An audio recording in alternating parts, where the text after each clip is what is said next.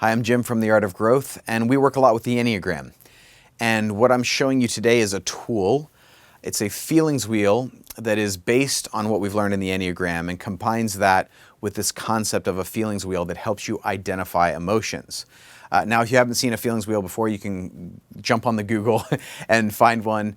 It's usually a wheel, a circle that has a lot of colors on it, and it helps identify emotion. It just names a lot of emotion. Now, in my experience, there tends to be a lot of focus on the negative ones and no real directionality to it or what to do about them. So I've designed the tool that's based on the Enneagram, and it's supposed to point us toward our true selves. So I'm going to jump into that video over here on my computer about how to use this tool, not just to identify emotions, but to remember the true self, the core self, and to move toward that. Because as we always remind you at The Art of Growth, the best of you is permanent, the worst is temporary. All right, let's go. All right, so I'm going to show you the feelings wheel I designed and why it's designed this way, and hopefully how it can help you. Before I get to that, I want to give a little background on the context of this and why it's broken up into these three centers. A lot of you are familiar with the Enneagram. You know the original symbol with the 9 types on it, and a lot of you may know that the Enneagram is broken out into 3 what we call centers of intelligence. So you have the body center, the 8, 9, and 1, the heart center, the 2, 3, and 4, and the head center, the 5, 6, and 7.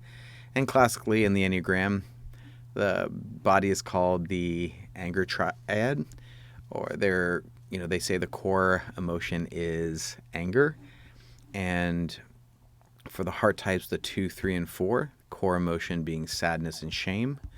And the 5, 6, and 7, core emotion being anxiety or fear. So I want to talk about why I see this differently, why I don't say that's the core emotion. I call that the core interrupting emotion.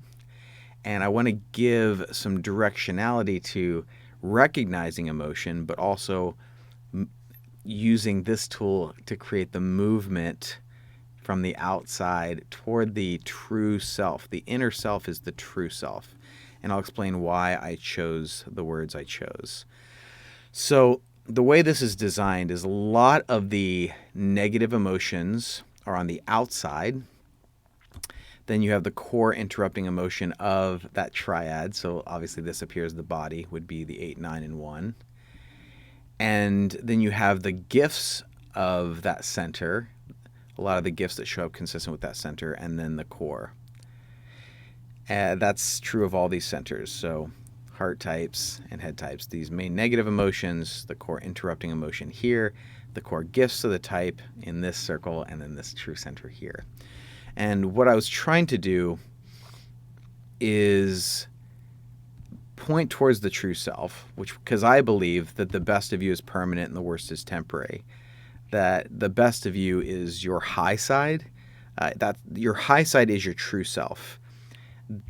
And your less true self is when things go horribly wrong and you end up outside in some of these more negative emotions.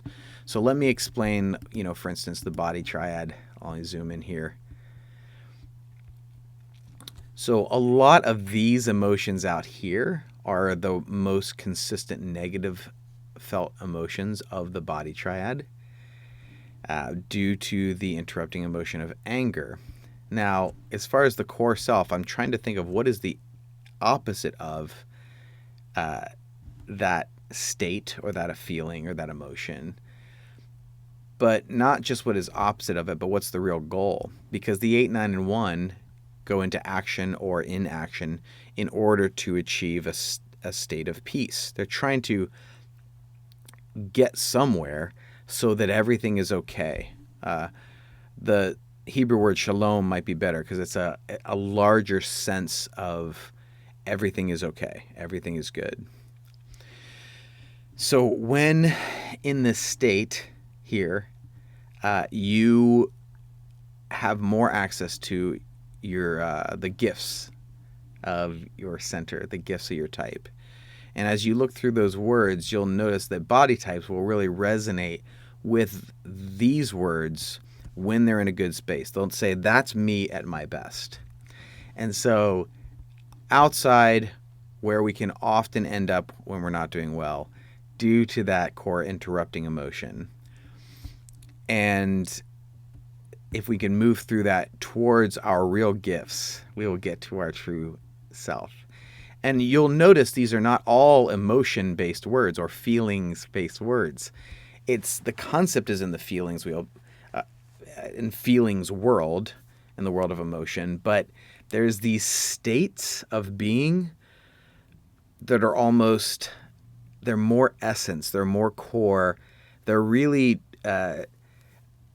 in their own category. They're not strictly just a feeling. Like, you can feel peaceful if you're put in a peaceful setting, but it's another thing to be able to have that enlightenment experience where you're suddenly you have a moment that is not peaceful and you're still able to access a calm, peaceful self, that it can still be kind and discerning and centered and grounded even when facing challenge. So for the heart, I think I'm going to zoom out slightly for this. These words often come up for the heart types. And even if you don't know your type yet, you might be able to recognize your center and start from there. If you look at, like, these are the words you relate to most when you're in a pretty rough spot due to that core interrupting emotion of sadness and shame. But we sometimes feel like we are this. Heart types really can over-identify with their emotions and say, I am depressed or I am lonely, and use that I am lonely, that I am language, identity language, as opposed to feeling language. And for heart types, I always say, come back to your feeling language. So you're going to feel these things, and you have to remember, though, that this is not your true self.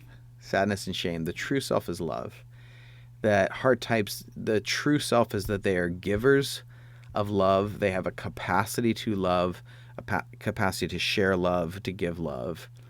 And that is the true self. And from that place, they have these are the gifts that show up. And you see these gifts show up with the heart types consistently. They're able to feel safe enough to be vulnerable and experience pleasure and wonder. And they are very warm people. They can have this sense of being seen in a good way, sense of connection, beauty, value. All of these things are gifts that, if you're a heart type, more than these or these, you'll really relate to these because your true self is love. And for the head types, like, you look at these words and you'll recognize, when I'm in a rough spot, these are the words I relate to the most because of that core interrupting emotion of fear, anxiety. Moving through those, getting more and more to the true self as you remember more and more that the best of you is permanent, the worst is temporary when you do the work, if you do the work. You move towards this, like, this are the gifts and this is the true self. Now, something about this word faith here, because I know this is hard for some people. This word has been commandeered by religious communities and such, but looking what faith really is, and I look at faith as the capacity to move forward even when you don't know the outcome. It's the capacity to move forward. It actually has the gift of imagination in it, the gift of the possible, to be able to see possibilities, because that's what head types are really great at their best, when they are in this space, when they are curious and interested and they're focused and they're inspired and they're thoughtful. They are in this place where they can move forward and imagine other possible outcomes, because that's what I see faith as, is the capacity to move forward even when you don't know the outcome, but you can imagine, you can expand into it, and you can actually help create it, because creation is an act of faith. So this is the core gift of the head types. And so none of us are, limited to one of these. I think that's super important. We all can experience all of these negative emotions on the outside. We obviously all feel anger or sadness and shame at times, fear and anxiety at times. We can even access a lot of these gifts, but you'll see a consistency with your type that you tend to experience certain negative emotions more, and you experience, relate more to certain of these gift words. You light up a little bit more when you read through that list, knowing that this is your true self. And then as we grow and develop, we remember that we actually have all of the core in the middle of us, the center of all of us. This is the true self. These are the true gifts. These are the interrupting emotions. And these are where we can get stuck when things go wrong. So thanks for watching. You can download that image at theartofgrowth.org for free. Print it out, stick it on your fridge, and hopefully it'll help your family. You can contact us at The Art of Growth if you have any questions about coaching or corporate training. And you can also go there if you don't know your Enneagram type. We have a free online test that's really good there. We always tell people take online tests with a grain of salt because no one's checking you or asking more follow-up questions like we do in a typing interview. But we have a really good instincts test there as well for identifying instincts, and there's just a lot of other resources. So go to theartofgrowth.org, and hopefully we can assist you in the growth of your life, because that is what we are all about.